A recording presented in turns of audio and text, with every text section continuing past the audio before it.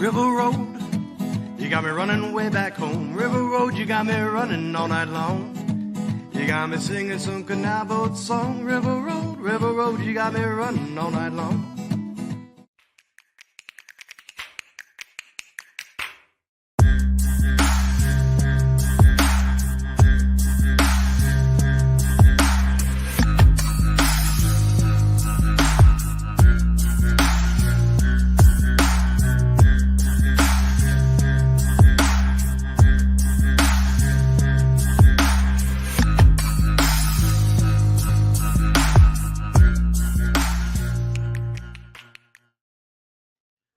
All right, everybody, welcome to our Tuesday episode of Niner Nuts. It's me and Eric, no James today, but Eric, glad you're with me. How are you doing today?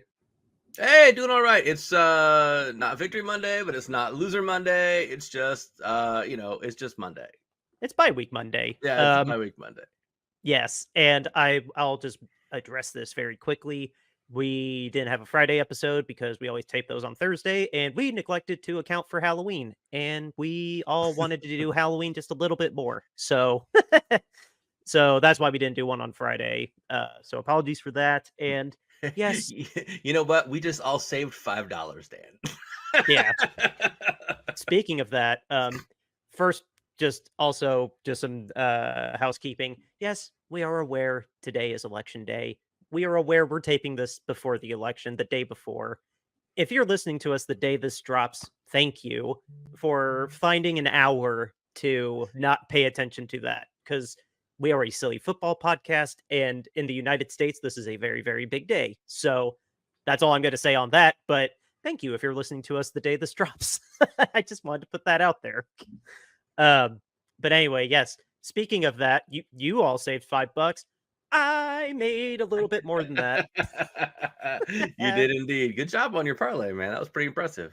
Thank you. I don't have it up here to show everybody, but I did get my screen grab of it, and I hit an 8-leg. I always do just wins and losses. I don't go deep diving like you and James do, but I did an 8-leg Vikings, Rams, Lions, Eagles, Ravens, Bills, Bengals, Commanders, all hit, all won.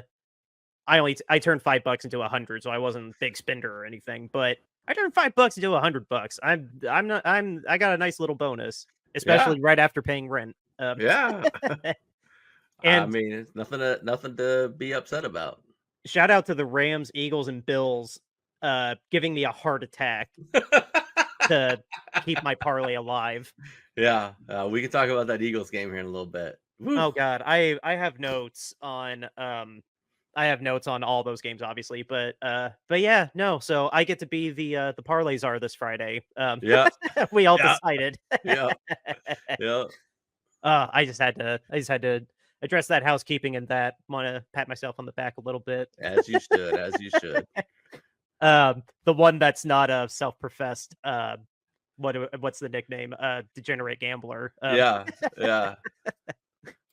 So funny. But anyway, guys, we got to roll into it because we had a lot of games. Only the Steelers and us were on a bye week this week. And this is what happened over the weekend. I will tell you, I have a little bit of a cheat, but I will give you the heads up on that. I'll give you time to get your notes in order for it. But it's not right now. Our first game is the Thursday night football matchup between the Texans and the Jets. The Jets seemingly only perform under these specific Thursday night lights because their last victory was also on a Thursday night, funny enough. But regardless, this game says a lot more to me about some glaring issues with the Texans, specifically their offensive line. And I think those are big enough that getting Nico back alone isn't going to fix it. Like, they got to figure out something to do with that offensive line, or Stroud is just going to be running around the rest of the year, because now, 3 weeks in a row, teams have figured out a way to puncture that line. But yeah, that's what I took away from this game more than the Jets. The Jets didn't do anything that made me think that they're gonna get back on track. There's an interesting stat that I learned. Gosh, it's probably 5 or 6 years ago now. That the home team wins it's something like 70 some percent of the time on Thursday Night Football. So it really like doesn't even matter like who comes in and who plays. The home team just wins on Thursday night. And so I wasn't terribly surprised to see the Jets win this game. I was a little more disappointed that the Texans lost this game. They just haven't reached where I thought they would get to this season. I really had very high expectations for them. They're still going to win their division. I mean, there's no denying that. But I thought that they, with everything that they had done last year and all the players that they had added this year and all the momentum that they had, I really thought that they were just going to be kind of this runaway challenger for, one of the top 3 teams probably in the AFC, and they're a rung below. They're still, I guess, I still think they're good, but they're just a step below the other tier of teams in the AFC, and I don't think they're not Super Bowl ready yet. I mean, the Jets aren't Super Bowl ready yet either, so don't get too excited just because they're 3-6. But all this did was delay Aaron Rodgers retiring by another game. But I don't know. I'm disappointed that the Texans lost more than I am surprised that the Jets won. Yeah, I agree too. I didn't know their offensive line was that bad, but yeah, now they get to be under the Sunday night lights against the Lions, but at least they'll be at home. So Yeah. maybe that'll help. Anyway, next. Oh man. Second game based on this ESPN list I was going off of. The Cowboys at the Falcons. This is the end of the line for the Cowboys. CD is kind of hurt. Dak is super hurt enough to be an IR candidate. The woes for Dallas this year just won't stop. And I know some people have already put a fork in them, so to say. I think it's time to put a fork in them. I don't know who else is clinging on to them making any noise the rest of the year. So congrats, Falcons. Kirk is honestly putting up some great numbers, but I still think they're going to be a wild card knockout, even though they'll win the NFC South. I'm taking great pleasure in seeing the Cowboys fail and flail and fall apart. And as Dak Prescott himself said, we effing suck right now. And so that's great for me. I'm so excited by that. I can barely contain myself, to be honest. That video was hilarious. I love that video. Yeah. This team without Prescott is going nowhere. Cooper Rush is fine, but he's not going to elevate this team to anything. Mike McCarthy, his posterior should be rather toasty at this point in time because he's sitting on the last year of his contract and his team sucks really bad right now. So it doesn't look real good for him coming back, especially with big old Bill Belichick sitting out there on the sidelines, just doing TV every week and living life with his 23-year-old girlfriend. So I think Mike McCarthy is soon to be gone at the end of this season, and the Cowboys are in for probably missing the playoffs this season if Prescott's out for an extended period of time. I mean, if they put him on IR, they're done. If he misses 4 weeks, they're shot. They got no chance. Falcons, I feel the same way you do. I think the Falcons are. I just cannot believe in the Falcons. So I think they're good enough to beat some mediocre teams, but I think when they play teams, like I think if they play like the Lions, I think if they play the Packers, I think if they play I don't know, maybe even the Commanders, I think, I think there's a handful of teams that if they maybe even the Eagles, I think if they play those teams, I don't think they're beating those teams. No, they have some decent pieces, but it's just not quite. Maybe next year if they play the offseason right, but I mean, Kirk is arguably doing very, very well, just in the same sense that Purdy has been doing very, very well. But no, the Falcons just, I wish I could make that bet that they're going to be out in the wild card round right now, but I think that's too specific for DraftKings. Well, and Drake London got hurt, so I mean that hurts them a lot. So Oh, dude, for sure. yeah. Anyway, moving on to the Dolphins at the Bills. The Bills, or the Dolphins, I should say. The Dolphins did come out swinging. Tua had a little bit of swagger to him, and I think the Bills were overlooking this game a little bit. I definitely think they were. And it was a real fight. But in the end, when all they needed to do was get a field goal, I held my breath while I watched Bleacher Report refresh, and their kicker made a 61-yard field goal. He So did. congrats, you're undefeated at home. Dolphins, just I don't know. We still got half a season left, Dolphins, and you're just about out of chances. Because the Bills basically own the East now after this one. Oh yeah, yeah. I mean, if we're talking about teams that are going to clinch a division anytime soon, the Bills are going to have this wrapped up here in about 3 more, maybe 4 more weeks, and this division's going to be over with. Josh Allen absolutely owns the Dolphins. I think he's 13-2 against them now all time. So yeah, he's their daddy. I mean, I guess the Bills have started out poorly the last like 3 weeks in a row now. They started out poorly versus Tennessee a couple weeks ago. They started out poorly last week against whoever it was that they played, and they started out poorly in this game against the Dolphins. They've just had this bad thing of starting out games really bad recently, and then the second half they just go guns a-blazing and like take off for whatever reason. That's concerning because it's not a very good winning formula, because at some point in time you're going to get too far behind on the scoreboard behind whoever you're playing and not be able to catch up like they've been able to the last few weeks. But right now, they're 7-2 and they're loving life. Dolphins stink. They're just trash. That they're going to have to blow that whole thing up. Tua is not going to get it done. I think teams have finally figured out whatever the Mike McDaniel's offense is in terms of quick passes, throws, and short slants with speed and all that stuff. I think defenses have figured that out. Kind of like, how, well, I'll use a good example. Like, when Kaepernick first burst onto the scene, right? Like, it was a revelation. Like, Yeah. like nobody could defend him. Like, it was just unbelievable. Like, he was unstoppable. Not unstoppable, but you get my point, right? And Yeah. so there was this revolutionary new offense, and he kind of unleashed it, and it was this thing. And then I think after X amount of games, defensive coordinators have gotten enough tape on it now that they're like, oh, okay, got it. And now they're shutting it down. Now, I mean, they still put up 27 points, but I just don't think it's not effective.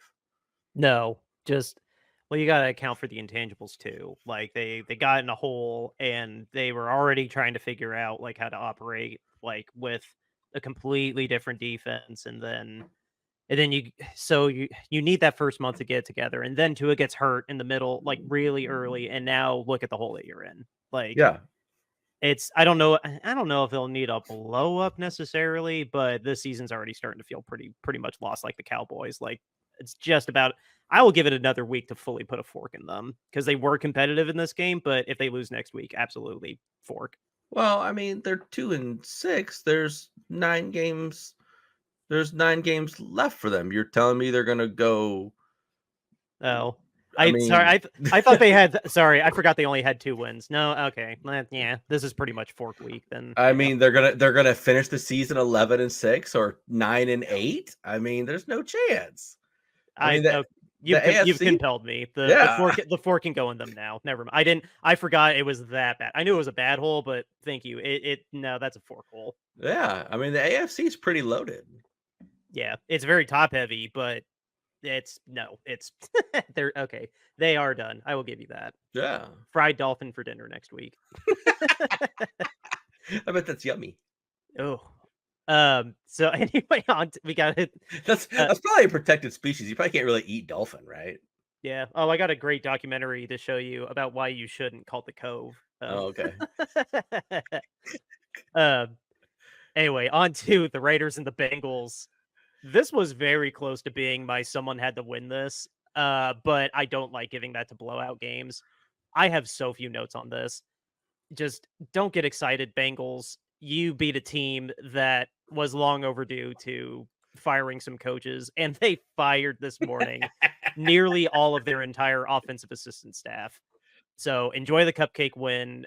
And for the Raiders fans, I mean, we're halfway there. Only 9 more weeks, and then your season's over. Just try to ride it out. Like yeah. If a team needs a blow up, it's the Raiders. Yeah, 100% agree with you on that. The Raiders need to just take everybody except for like Max Crosby and just flush them down the toilet and be And done with them. that tight end is Oh really yeah, Bowers. Brock Bowers. Yeah, keep him around too. But everybody else, just flush them down the toilet and be done with them. They haven't had the same quarterback start and finish a game, I think, in like 4 weeks. I mean, they just keep pulling guys in and out. They get upset, they get mad, they get hurt. I mean, whatever it is. I mean, it's just nonsense. It's absolutely terrible. They are such a pathetic franchise right now. I don't know what's going on there. Bengals fans, don't get too excited. Your 4 wins this season have come against the Panthers, the Giants, the Deshaun Watson Browns. And you barely beat the Giants. You barely beat them. And you barely beat the Deshaun Watson Browns and the Raiders. So your 4 wins are not exactly earth-shattering wins. Oh no, I not don't it. think I don't think that you're going to be contending for the playoffs anytime soon. I guess if we want to see what you're really made of, Thursday night versus the Ravens, let's go. They did fight them pretty hard. I will give them that. So that could be a pretty good game, but I don't know. I'm taking the opposite approach with the Bengals. I put a fork in them 2 weeks ago. I still vehemently believe that the Bengals just suck this year. I don't care if that's premature. I feel like I'm going to be right all said and done.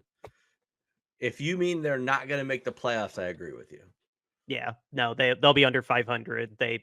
Something's wrong with this team, and Taylor's going to get fired. I'm calling it now. Oh, that would be pretty cool. Next, I'm sorry if that's cold, Bengals fans, but you've given me no reason to believe in you. Anyway, on to Chargers and the Browns. All aboard the Jameis coaster. There may be unwavering faith, but only turnovers for the Browns this week. I'm calling him Fitzmagic 2.0, and all the Chargers had to do was just exist to win this game. They didn't do anything particularly flashy in the highlights I saw.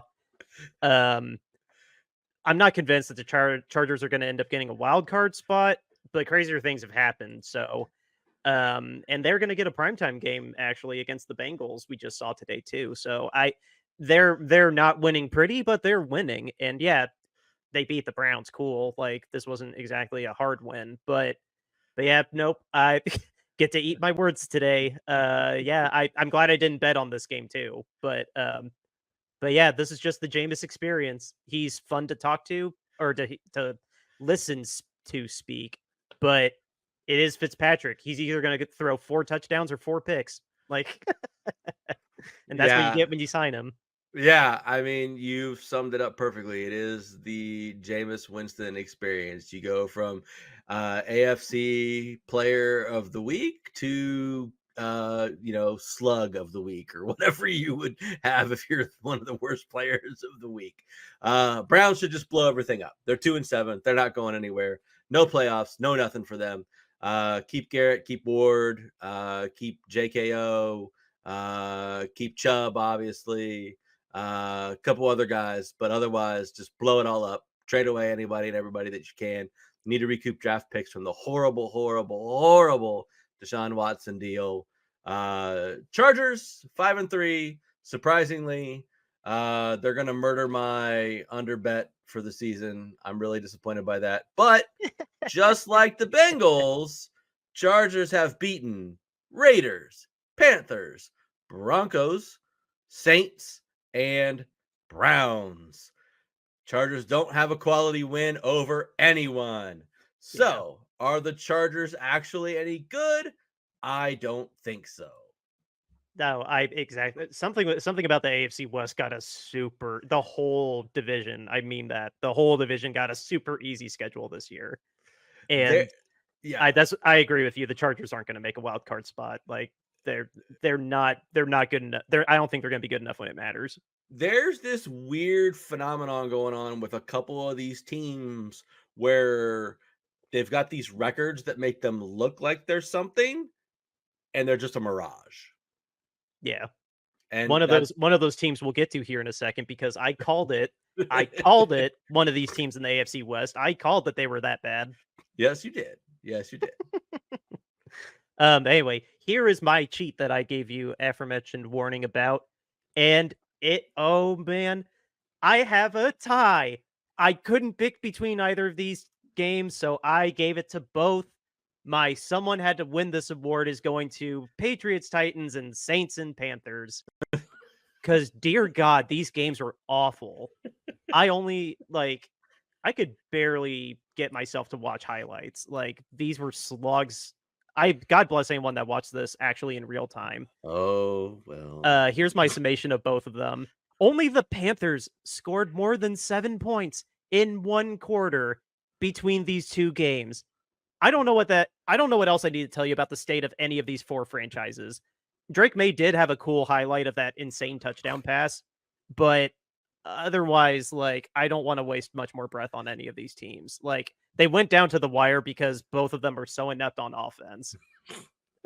Any of these teams are going to be lucky to have 4 wins come January, and they're all going to be fighting for who goes win in the top 5 in the draft. Like, this was a doubleheader of just garbage. So all 4 of these teams get the someone had to win award.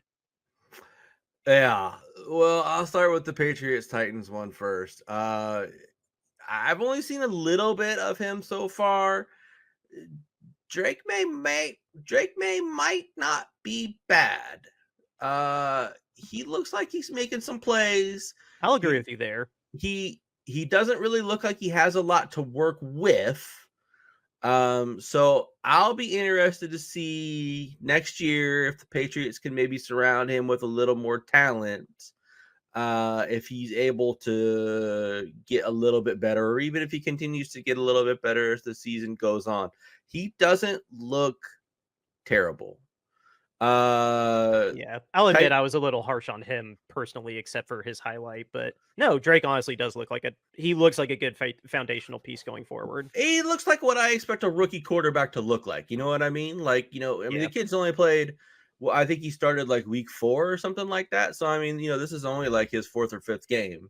Yeah. So, I mean, he looks like what I would expect a rookie quarterback to look like.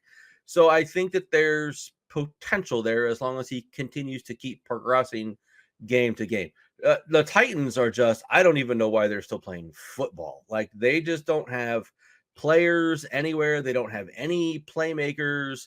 They've got Mason Rudolph, the red-nosed reindeer, out there throwing the football, and we know he's terrible. Like, I don't know what this franchise is doing. I don't know why they hired this guy. It's Bill Callahan's son, Brian Callahan. I don't know why they hired him to be a head coach. I don't know. And I mean, if you're a Titans fan, God love you. Yeah, it's just, yeah, exactly. God bless you. Yeah. Now they suck. I did watch a significant portion of Saints and Panthers. I know you had a very specific reason why, and God bless you. If I wasn't as busy as I was yesterday, I still wouldn't have watched this game. Because I took the Saints, who brought back Derek Carr, who had Chris Olave for one play until he got concussed again. Chris Olave should retire. He was trying to catch a suicide ball, wasn't he? I mean, it wasn't a great ball, but I mean, it's just the fact he's had like 4 concussions since he's been in the NFL. He should be done. Yeah. But still, I mean, a healthy Saints team. The Panthers don't have any receivers, like their top 2 receivers. They traded one of them away. The other one isn't playing. They didn't have a running back. I mean, they had all this. It should have been an easy win for the Saints. It should have helped me in my survival pool. And instead, the Saints let the Panthers come down and score and win this damn game and knock out one of my survival pool entries, costing me a potential chance at a large sum of money. I am down to one remaining chance, and now I'm terrified. So screw you, Saints. I would have fired Dennis Allen as soon as Chuba Hubbard scored that touchdown to put the Panthers ahead. I would have fired Dennis Allen with like a minute 33 left to go in the game. I would have fired him, and then that would have been it. I'd have fired Dennis Allen last year, honestly. Like, I was really surprised he got brought back this year. Like, I'm not even trying to like joke that much. Like, I was really surprised. Let's be honest. Neither of us would have ever hired Dennis Allen, but had he have been hired, we would have fired him a long time ago. Oh yeah, no, the Saints shouldn't have promoted him. That's even worse. I sent you the statistic. What is the statistic that Barnwell sent? It was like the Saints were the first team to like have 155 yards rushing and some other sort of ridiculous thing. And they're like 155 yards rushing, and I don't know, like not allow 155 yards of on defense. And previously, teams had been like 231-0, and the freaking Saints lose. I mean, God. Oh, I'm terrible. Trying to. Yeah, here it is. I was so mad. The Saints outgained the Panthers by 150 plus yards, ran for 150 plus yards, won the turnover battle. When teams have done that in the last 20 years, it's 275-0. Oh now it's 275-1. Oh, I was so mad. I was so mad. It ruined my entire afternoon. I did feel very bad for you for that. That really does suck. So no, we can both hand this award to the Patriots, Titans, Saints, and Panthers. You couldn't have retroactively paid me to put either of these on my ticket. I had no confidence. Like, I would have thought about the Patriots and gotten it wrong because, yeah, Drake May's not bad, but no, I could not pick between the Saints and Panthers. I did not want that on my ticket because I would not have been confident either way. Well, lesson learned. Oh, indeed. But anyway, on to Commanders and Giants. The Giants honestly might end the year as one of the better bad teams in 2024, if that makes sense what I mean. They, at least on defense, they try pretty hard. They're not terrible on defense until the levee finally breaks. And part of that is, most of that is because there's no offense coming from Danny Derps whatsoever. The Commies basically have the NFC East title in hand, unless I added this after I wrote that initial paragraph, unless the Eagles have something to say literally in 10 days when they finally play each other for the first time. That is going to be a hell of a matchup, basically for the NFC East title. Yeah. I think the Giants defense is actually pretty decent. The problem is much like a lot of these other teams where the defense is fairly decent, the Giants offense is ungodly bad because Daniel Jones is ungodly bad at quarterback. So they're just out there forever. And eventually they get behind by 20 some points. And the defense is just like, well, we're done because we know we're not scoring 20 points. So who cares, And I mean, they just stop trying as hard. I mean, it's just natural. So the Giants are stupid for paying Daniel Jones $40 million a year. That GM should never, ever be able to be in charge of anything ever again. He shouldn't even be able to run like a fry station out of McDonald's. Like, I mean, that's the stupidest thing that probably anybody's ever done other than giving a fully guaranteed contract to Deshaun Watson. But I mean, this team's going nowhere with Daniel Jones as quarterback. I don't understand. I mean, I guess you just keep playing him because now you want to suck, right? Because now you've crossed over. We've talked about this with a number of teams you've crossed over the barrier. You realize you're not making the playoffs. Suck for a pick, right? So I guess just keep playing Daniel Jones and keep sucking and keep losing and get a better draft pick. But I mean, you're never going to win with him. He's terrible. No, not at all. And then Commanders, before we go, Commanders sneaky good. Commanders are sneaky good. I don't think they're Super Bowl ready yet. Commanders are sneaky good. I don't want to play them in the playoffs. no, I don't either. That's why I cannot wait. That has to be flexed into some prime time. If it's not, I don't know what time it is. But Eagles, Commanders, this first go around, I desperately want to watch that game. That'll be really, really good. But on to the Broncos at the Ravens. Oh, Broncos, you actually thought you had a chance in this game. You have 5 wins, but like I said earlier, the AFC West has a very easy schedule this year.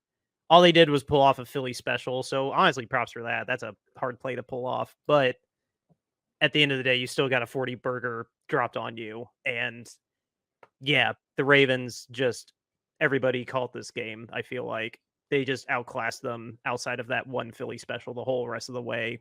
Derrick Henry's going to be Offensive Player of the Year. Lamar Jackson's making his case for MVP. I've just seen it happen so many times that I'm not going to say that the Ravens will win the Super Bowl or should be favorites for the Super Bowl because we've just seen them choke too many times. But I mean, kudos. You dropped a 40 burger on someone. That it is an accomplishment. So, but yeah, it just made me laugh seeing the Broncos get brought back down to reality because they should never be hyped. They should never have been hyped up as much as they were. Yeah. Broncos wins Buccaneers. So that's at least a quality win. Jets, Raiders, Saints, Panthers. So, here's the continuing theme of all of these sort of 5-win teams. They've all pummeled the same 3 or 4 teams, the Jets, Raiders, Saints, Panthers, right? They've all just beat these same sort of teams. Broncos, I don't know, they're feisty, right? I mean, like, I don't think that they're bad. I don't think that they're great, but I think they can sneak up on somebody. I mean, they have the Chiefs next week. They're not going to beat the Chiefs. But they play the Falcons. I mean, would I be surprised if they upset the Falcons? I wouldn't be surprised if they upset the Falcons. Would you? The way it depends on how they do it, like how they pull the win off, I guess. I'm not trying to make a cop out, but no, they definitely, to be for real on them, like they have a foundation that's worth not blowing up. Like seeing this foundation grow into next year, I think the Broncos, we should have an eye on them because there are flashes of a decent ceiling. It's very early. Bo is a rookie. Sean is still kind of getting his footing, setting a culture and all whatnot, but this team still has a schedule that can make the playoffs, though. That's the crazy thing about it, right? I know. It's something about the AFC West got such an easy schedule this year. Yeah. All 4 of them did. The Chiefs are going to be undefeated because of this. Right, yeah. So, I mean, they got the Chiefs next week, very likely a loss. Then they've got Falcons, which Falcons should win, but that's like a game that the Falcons don't win. You know what I mean? Could be a trap game. Yeah. You couldn't pay me enough money. You couldn't make me bet somebody else's $100 on the Falcons Broncos game. I won't touch that game with a 20-foot pole. No, James, we're not touching that game. Yeah. Then they've got Raiders. That's a win. Then they've got Browns. That's a win. Then they've got Colts. Should be a win. It could be. Yeah. Then they got Chargers. That'll be an interesting game. Yeah. No, that'll be a competitive down to the last play game. Then they got Bengals in the next to last week of the season. That should be a win because by then the Bengals should be tapped out.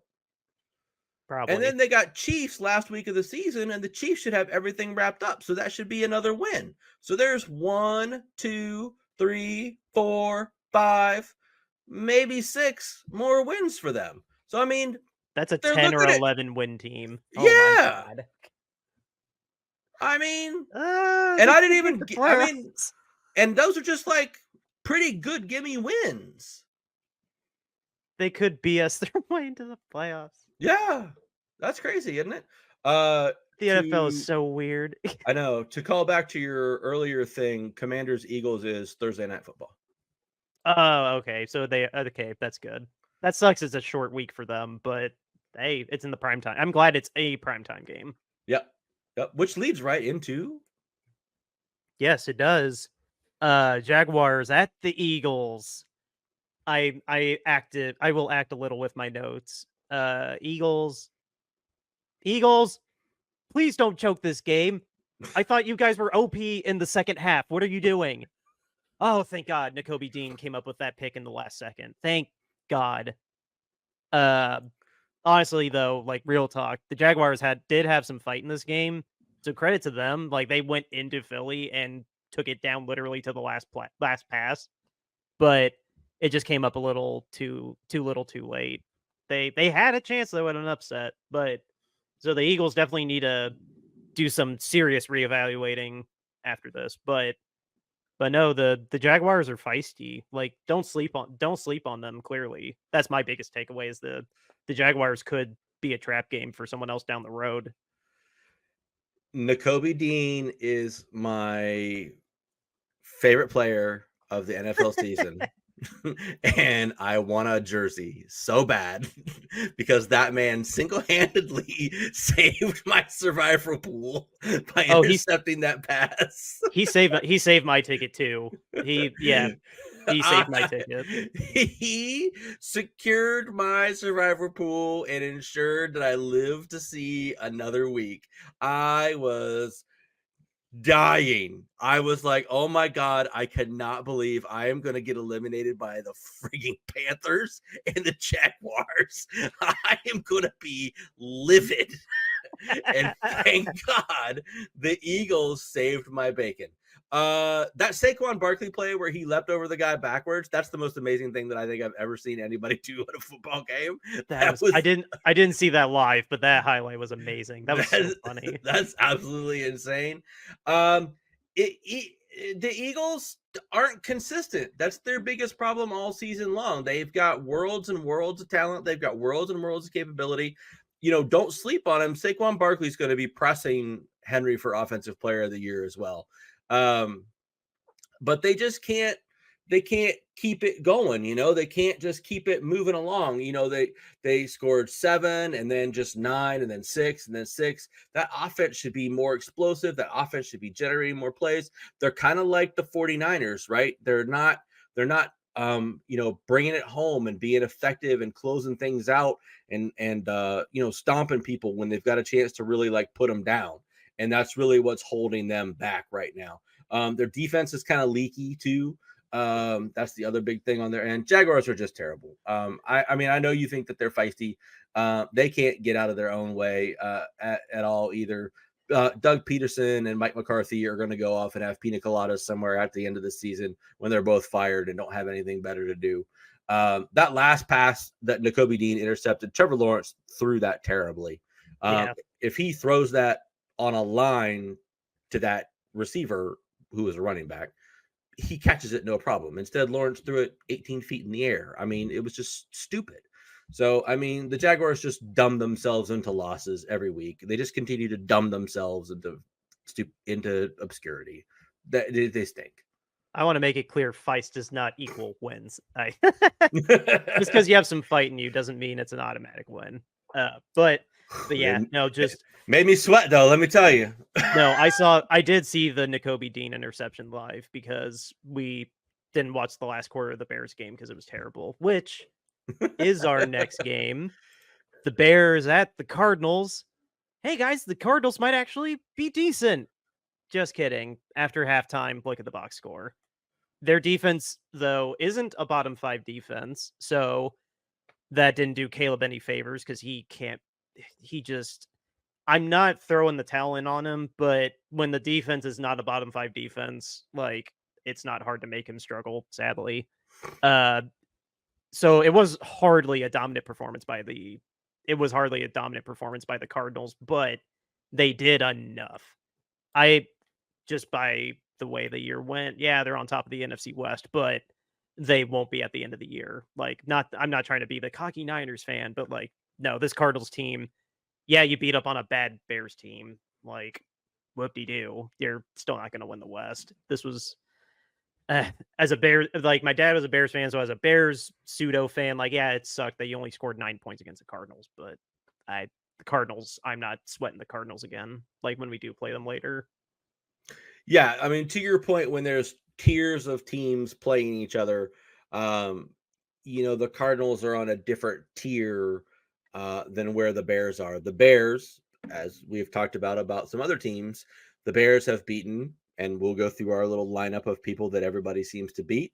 The Bears have beaten the Titans, the Rams, the Panthers, and the Jaguars. All those names sound familiar, right? So, they've beaten up on the bottom feeders, right?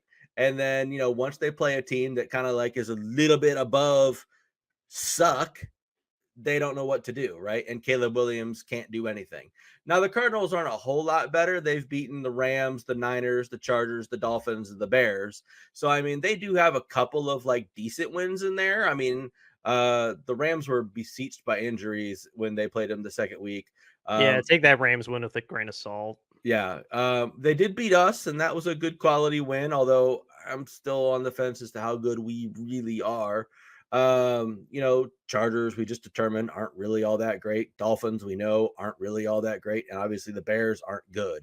So, I mean, the Cardinals don't really have any quality wins either. I mean, when they played the Packers, they got smashed. When they played the Lions, they got smashed. When they played the Bills, they got beat. So, they're better than the really stinky layer of like the Titans and the Patriots and the Jags and all those teams.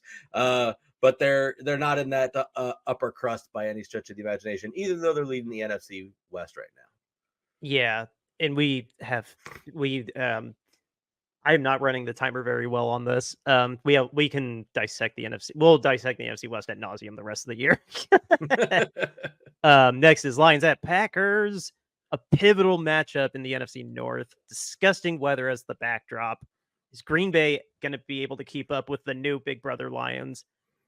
Not really. No, it was the two-headed running back monster in Detroit just dominated in this game, and the Packers didn't hit the end zone until the fourth quarter. It was just complete domination by the Lions, and it was a shame because I really wanted this game to be one of the games that went into overtime instead of the ones that did. No offense to one of them that went into overtime because that's next, and that game actually was pretty good, but yeah, no, I thought the Packers were going to put up a better fight than they did. I did too. But we've talked a couple of times on this podcast that if you can figure out how to stop Jordan Love from throwing touchdowns, you're going to beat the Packers because they can't do anything else. And how many touchdowns did Jordan Love have in this game? The answer is 0. So there you go. Packers lose, right? I mean, it's just that simple. Lions are really, really, really, really, really good. They are head and shoulders the class of the NFC right now. They're doing it all without Aiden Hutchinson still right now. They're just smashing people in the face right now. And I don't know anybody that's going to slow them down and stop them. So everybody in the NFC, put your hard hat on and get ready, because when the Lions come to town, they're taking you to task. Yeah, no, right now, the Super Bowl matchup that we wanted last year, that the world outside of us wanted last year, was Ravens-Lions. Right now, if we made a power ranking, I would put the Lions and the Ravens up there. Like, my thoughts about the Ravens choking aside, like, just objectively right now, it's the Lions and the Ravens. They're the best teams in the AFC and the NFC. I'm not writing the Chiefs off until someone beats them. I know, and I get it. Yeah. I hate it. It makes me want to vomit saying that, but it's just a fact. Nah, I'm not gonna. It's not a hill I'm gonna die on. It making an argument for the Chiefs is fine. Like, yeah they're 7-0, and in about 20 minutes, in about 3.5 hours, they'll be 8-0. But ooh. If we're not in the Super Bowl, I mean, we should be in the Super Bowl. That's the only way that the Super Bowl can continue. But if the 49ers aren't in the Super Bowl, it'll be a fun Super Bowl matchup. Bills-Lions. Oh, dude. That would be awesome. That's a fun Super Bowl, right? I would love to see that Super Bowl. That would be really cool. If we don't make it, I would not be opposed. And I would be cheering for Josh Allen because I mean, oh, no, I don't know. I really like Jared Goff too. I don't know who I'd cheer for. See, fun Super Bowl. Damn it. I don't know. I don't know who I'd cheer for. Thank you for putting that in my head. You're welcome. I really like both of them. Yeah, I know. See, fun. There's fun players on both teams. Fun Super Bowl. Yeah, no, for sure. The next game I alluded to was an overtime matchup, and I like the end of the Eagles game. I did catch just the end of this game too. The Rams and the Seahawks. Rams at the Seahawks. Dude, this was a pretty hard fought battle in the West. Yes, it This was. was a knockout, drag down brawl. Both teams had ample chances to just lay the knockout punch to the other one, and they just didn't. And yeah, last man to throw a punch was Matthew Stafford this time. That pass was amazing to Robinson. I was having a heart attack during this game, thinking this was costing me my ticket. And my wife could tell you I was a little over the moon, just to put it mildly. But yeah, no, this was I do wish I saw this whole game live, but like I said, I was busy. But I did get to see the end though, and kudos to the Rams. Like Seattle sucks to play in, and they got it done. This Rams team is going to be problematic. Very they're much good. So. They're good. I realize they're only 4-4. They dealt with a lot of injuries to really start the season. They played with both hands tied behind their back for a month. Like, yeah, come on. Yeah, they didn't have Cup. They didn't have Nakua to start the season. And now they've got, Nakua threw a punch and got tossed in this game early as well. But that actually helped guys like Robinson gain a lot of confidence and get time out there with Stafford and, ultimately make him better anyways. And Tutu. Yeah. This Rams team and Kyron Williams is really good as a running back. This Rams team is good. They're not going to go away. They're the team in the NFC West that scares me the most. And I won't be surprised if this Rams team sneaks their way into 9-10 wins this season and pushes for one of those wild card spots. Dude, they made the wild card last year. Like, yeah, I don't know if I rang the alarm bells that loudly, but I was a little worried about them coming into this year. Like, I didn't care that Aaron Donald retired. Like, Sean McVay's their coach, and he's a damn good coach. Yeah. So they're not Super Bowl ready. I mean, the Lions will still just wipe the earth with them, but they're sneaky good. Yeah, no, they definitely are. I could not agree more. Sean McVay is keeping this team. Like, Sean McVay, yeah, I don't know. I don't know if he'll get any credit for Coach of the Year, but he's doing a hell of a job with them after that god-awful month they had to start the season. They are still very much in the race. Yeah, Geno Smith is the NFC Jameis Winston, by the way. Yeah. Yeah. I feel bad for him. He had such a good year 2 years ago, and last year and this year are just Jameis Winston had 1 year where he was really, really good, and then every other year it's like 20 picks and 20 touchdowns is what you get with him. That's well, they need a running back that can stay healthier than Kenneth Walker. That's their biggest problem. Yeah. But I don't want to give the Seahawks any favors or heads up, and we have just enough time to get through this game, this last game. The Colts at the Vikings. I will give it to the Colts defense. They did their homework on the Vikings in the first half, despite their own offensive ineptitude and tough defense from the Vikings. But after that, the Vikings said they had enough. They scored 3 times, and the Colts didn't score a touchdown offensively. They did have that really good defensive touchdown, but they didn't score offensively until the fourth quarter. So kudos to the Vikings. They avoided a trap game, and they were the last game for my ticket. but I feel bad for more diehard Colts fans than me, because I think the roster, honestly, as a whole, is not bad. It's just the one problem on that roster is the most important position. And that sucks. Defense is not bad. The offensive specialty weapons, or whatever you're supposed to label them, the wide receiver, the skill players are good. The defense is good. The quarterback's the biggest problem, and that sucks. Yeah, I mean, you either go with Anthony Richardson, who can't throw the ball in the ocean from the beach, or you go with Joe Flacco, who's going to throw it to the other team multiple times every game.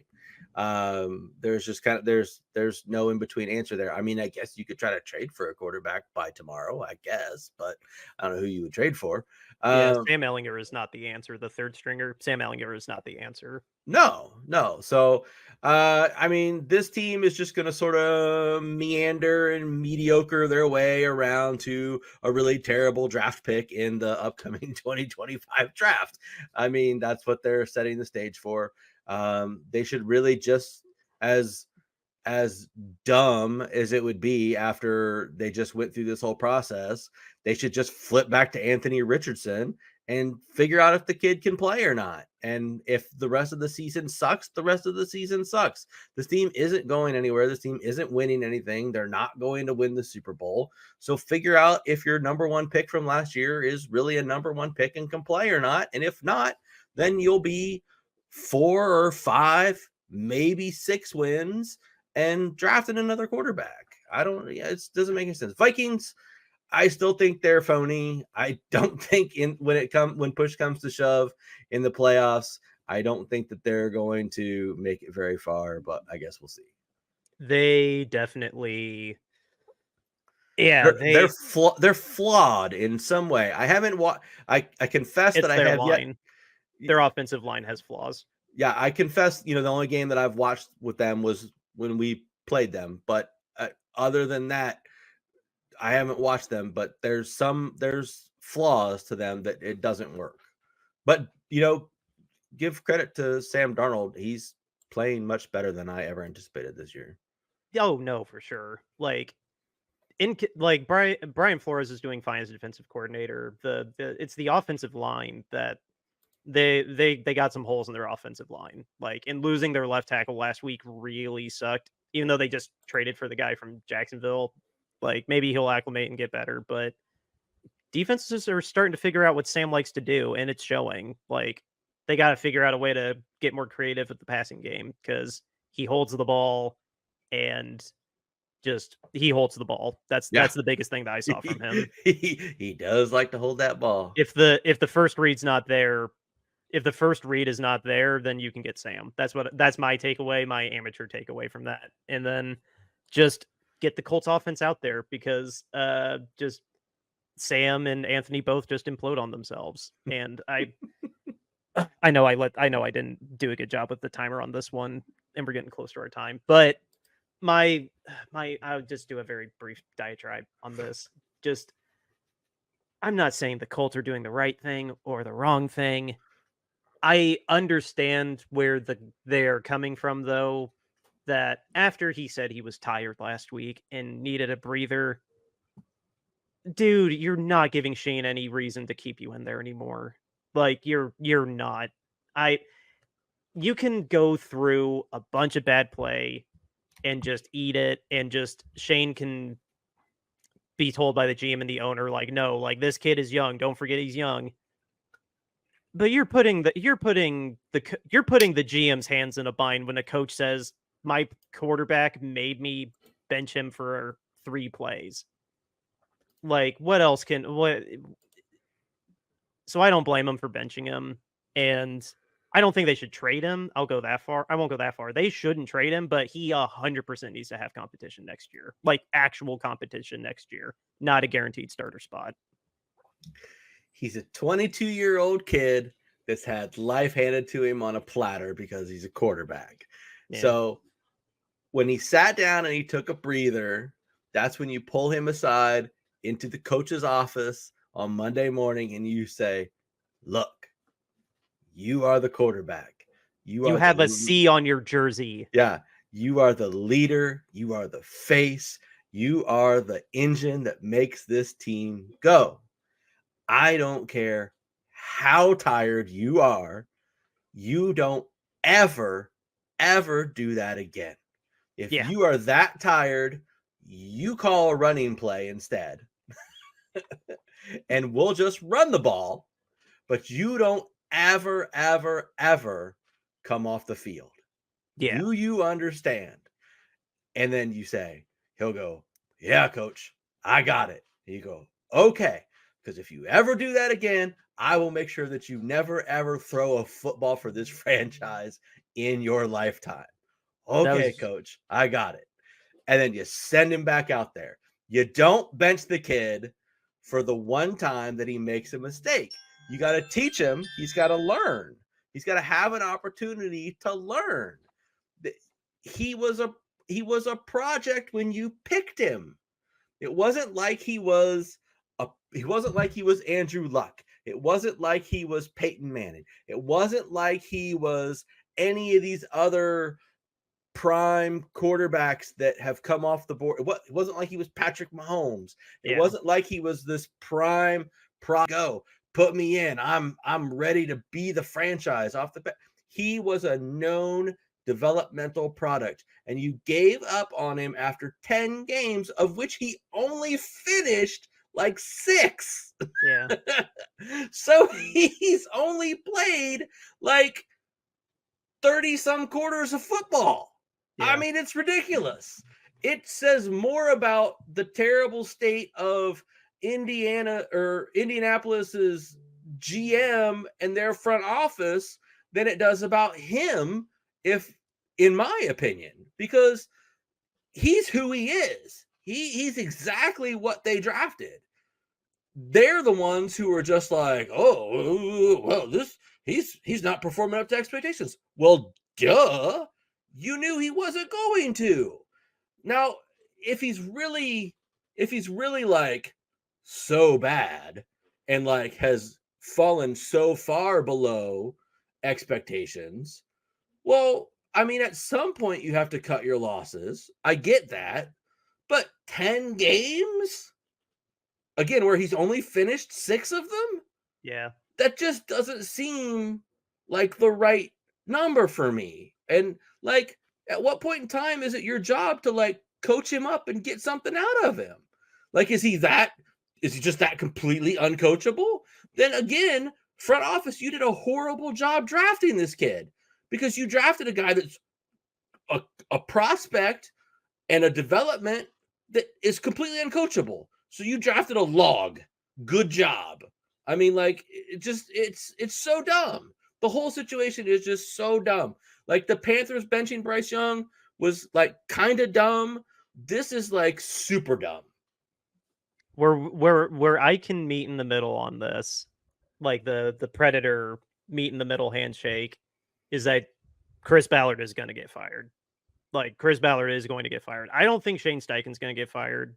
I think Jim Irsay is going to try to find a GM that wants to work with him. Ballard's had a long enough leash. He needs to go. Like, he should. History will show what ends up being right or wrong with Anthony Richardson in time. I'm not at all. I see both sides of this. That is a very compelling reason to keep writing it out.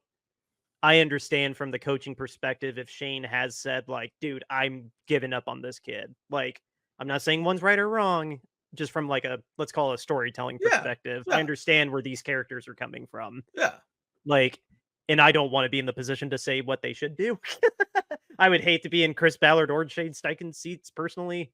But I will definitively say that this is the last year of Chris Ballard. Like, there was a good case for him to get fired last year when Shane got hired, but it didn't happen. Ballard, I will be shocked if the Colts have Chris Ballard next year. Yeah. Don't get me wrong. By all accounts, Anthony Richardson looks like he's terrible. I mean, yeah. No, he does. That was the other half of my argument, is that your game tape sucks, and then you needed to take a break. You put his hands in a bind. Yeah. I understand completely if the coach felt like you were giving me no more reason to keep you out there, dude. Yeah. By all statistical measure, he looks like he's terrible. So yeah. don't mistake my ranting for, like, defending Anthony Richardson like I think he's some great quarterback or anything like that. I think he's terrible. But you made this bed. You should lie in it for the remainder of the season and see if it's comfortable or not before you return it. Yeah. No, 100%. Or go buy a new one. I completely get that. Like, yeah, it's going to be really interesting to see what their end result roster is, or what the end result record is going to be. But But no, thank you for entertaining me on that. Living here in Indy, it's something that I've Oh I've yeah. had to pay more attention to than I wanted to, just because it's so. Oh my god, I did not think this year was going to be this year for the Colts, and I just can't. I can't not pay attention to it since I live here. Like, Understandable. it's just. But no, we're already pushing our time on here, so we will talk about some Niners stuff on Friday, and I hope we get James back. He didn't say one way or another, but usually we get James on Fridays because Yeah. money. Exactly. But anyway, You know we what got else people could do with money? They could visit our sponsor. yes, they can. Good segue there, sir. I was gonna do not that first because I'm tired. There we go. Here is our sponsor, RoyalRetros.com. What is Royal Retros? It's your go-to place to get yourself an authentic throwback jersey. Whether you're a football fan or a fan of any of the other major sports, they got you covered. And for us Bay Area fans, they have the Candlestick Collection, which is awesome. You find something that you like, throw it in your cart and use the promo code Shady Sports to get 10% off of your entire order. Again, it's promo code Shady Sports at RoyalRetros.com to get 10% off of your order. RoyalRetros.com. Go get yourself an authentic throwback jersey today. Guys, we are selling t-shirts for charity. We've been selling these t-shirts. We love them. We've been wanting to sell you these t-shirts and for a good cause as well. It was inspired by Dan Snyder and now has transcended into David Tepper and other questionable owners because we don't think that they should have lesser standards than player standards. Players get in trouble immediately and typically get the book thrown at them, but not so much the case with the owners. And we think that's ridiculous. I don't have time to go through the whole thing. We've said it on 1,000 episodes. We think owner standards need to be higher than player standards. Hashtag owner accountability. We run this at the end of every episode. And to put our money where our mouth is, we are selling t-shirts with this on there. This is our basic t-shirt. We call it owner standards over player standards. Hashtag owner accountability. This one has a variety of colors and all the shirts, not the colors, but a long sleeve, a t-shirt, a hoodie, a crew neck sweatshirt. All these shirts come in those different shirt styles, and the pricing starts at $22.99. The next shirt is our cover art. You see this here on YouTube and on any of our awesome podcasting platforms. Again, all the different shirt designs are there. All the sizes, there's so many sizes. Pricing starting at $22.99. Our alternate logo is our next shirt. You see the goalposts and the peanuts on this one. Again, pricing starting at $22.99. And then our last shirt is our Niner Nuts peanut, eating a bowl of peanuts, wearing his Niners hat, patiently waiting for our next game on Sunday against the Buccaneers. Hopefully he had a good bye week like we did. And all these shirts are on bonfire.com. The link to our store at bonfire.com is in the show notes. The money we are raising is going to Mountain Comprehensive Care Center, and a link for more information about Mountain Comprehensive Care Center is there. Again, all the proceeds from these shirts, the proceeds will be going to them. Check them out. Check out our store and get yourself a cool t-shirt and help some family in need. All right. So like I said, we are going to come back on Friday. We will do a parlay this time, assuming... No, I'm not even going to make that joke about today. We will be back on Friday. We will do a parlay episode. And it's already been decided that we're the game of the week. I'm surprised we got picked that early for the Tom Brady-Kevin game. Yeah. But we did. And it's at 1 o'clock, surprisingly. They usually only do they usually only do 4 o'clock games. But Oh, is it a 1 o'clock game? yeah. No, it sucks for the Bay Area because that means it's at 10 a.m. I hate when we're the 1 o'clock game. It totally messes up my TV viewing for the day. I know. I'm so used to us being the 4 o'clock games. I'm actually Yeah. double checking that just to be 100%. I could have swore that we were the. Yep. Nope. 1 o'clock. Ugh. Gross. Yeah. No. Yeah. Make Tampa wait till 4 o'clock and give the Bay Area 1 o'clock. Like that's stupid. Yeah. But anyway, I didn't think we were gonna get picked for Brady this early, but we were. But yeah, that's coming up on Saturday, or that's coming up on Sunday, and that's my thing of the news. That's my only thing for the news. Honestly, I didn't do much more due CMC's diligence. back. Oh my god, yes. No, thank you for my. Thank you for saving me a massive, embarrassing brain fart. We had 4 players come back to practice today. CMC, Jake Moody, Juwan Jennings, and John Feliciano. Yeah. All 4 of them were confirmed back on the field today. No, us not doing an actual Niners recap in this episode versus Friday. I just whoop in one ear out the other. That's all right.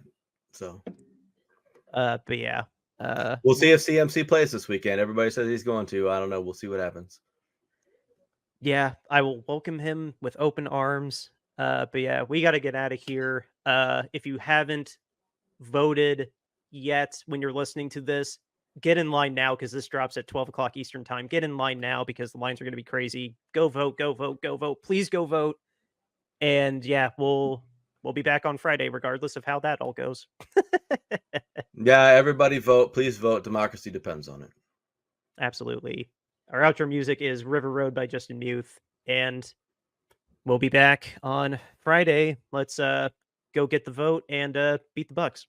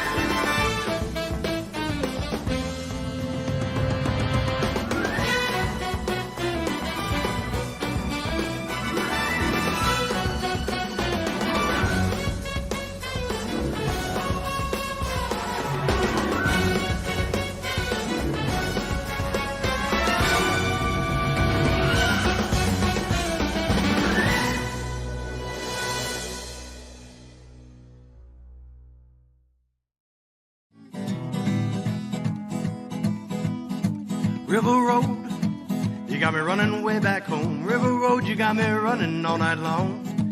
You got me singing some canal boat song. River Road, you got me running all night long. River Road, where have all the women gone? Have they kissed her hand and waved you bye-bye? Have they thought about crossing your double yellow lines? River Road, they love the way you whine and cry.